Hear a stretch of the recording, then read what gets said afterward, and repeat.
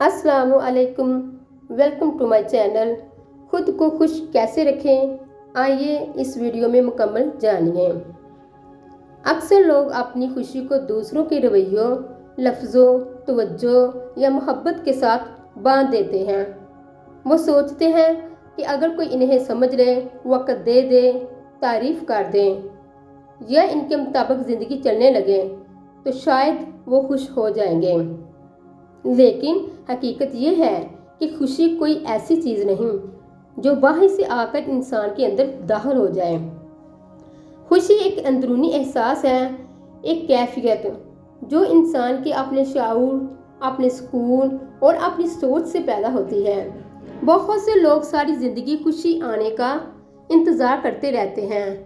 वो समझते हैं कि जब पैसे आ जाएंगे तो खुश हो जाएंगे, जब अच्छी जॉब मिल जाएगी तो सुकून आ जाएगा, जब कोई ख़ास इंसान ज़िंदगी में आएगा तब दिल भर जाएगा। मगर हैरत की बात यह है कि बहुत कुछ हासिल करने के बावजूद भी कई लोग अंदर से खाली महसूस करते हैं, क्योंकि खुशी चीज़ों में नहीं होती, खुशी एहसास में होती है।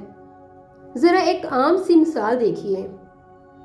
जब इंसान पूरा दिन काम करके बहुत ज़्यादा थक जाता है, जिस्म टूट रहा होता है, ज़हन बोझिल होता है और फिर वो सुकून से सो जाता है।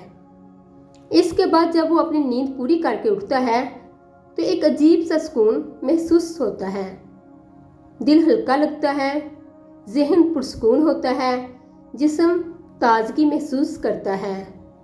ये सुकून किसी ने आकर तोहफे में नहीं दिया होता, ये अंदर से पैदा होने वाला एहसास होता है। बिल्कुल इसी तरह खुशी भी एक अंदरूनी कैफियत है। अगर इंसान हर वक्त दूसरों से खुशी मांगता रहे तो वो कभी मुकम्मल खुश नहीं रह सकता, क्योंकि लोग हमेशा हमारे मुताबिक नहीं चलते।